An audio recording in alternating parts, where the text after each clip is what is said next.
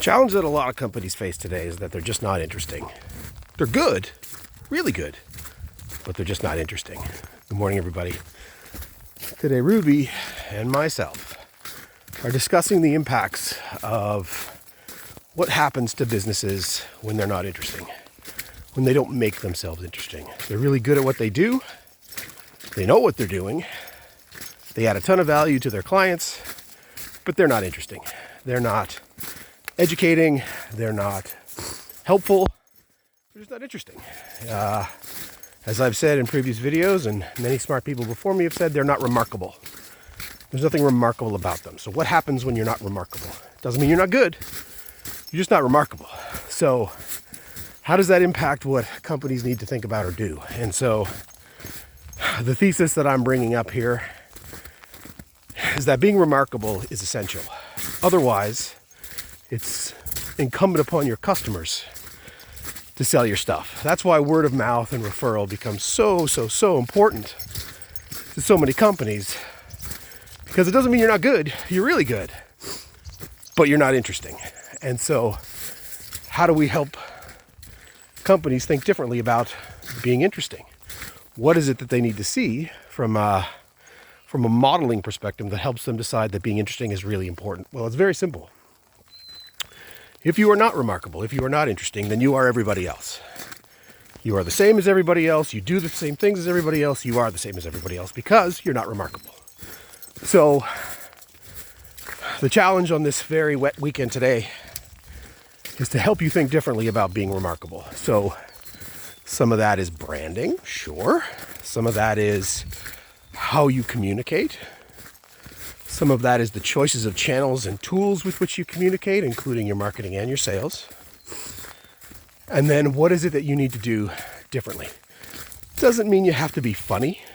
Doesn't mean you have to be thoughtful to a fault. It means you have to have some level of interest for your core buyers. They have to see you as being somebody to be remarkable about. And that's really easy for some companies and really hard for others. And the majority, it's really hard. So what that means to you will be very different. Again, it's not being interesting for the sake of being interesting as I walk through slush. It's being interesting for your customers. Who are they? What would they take in from you as a company? What is the most valuable things you can share in a certain format? Sometimes that is being funny. Sometimes. A lot of times it's just being interesting. Not saying the same things as everybody else. Not talking about yourselves all the time with some outcome that you think is going to be valuable. What is it that your customers need to see from you? How do they need to see you as remarkable? And that helps you in so many ways.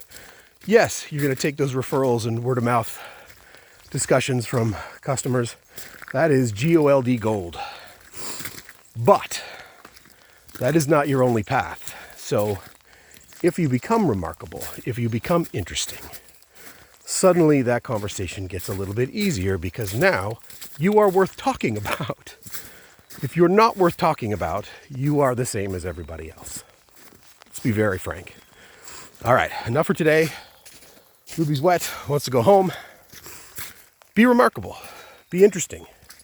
Whatever interesting means to your customer. Could be funny, could be educational, could be somewhere in the middle, whatever. Know what that means. Know why that's an unlock. I'm not saying it just to be funny or interested. I want you to think differently about your branding, your marketing, your messaging, your sales process, everything that ties back to you being interesting. Sometimes that's the value you bring. Mostly it's about the value you bring to customers. So understand what that means. Get it right. Be interesting. Be remarkable. All right. Have a great one. Walking and talking with Ruby.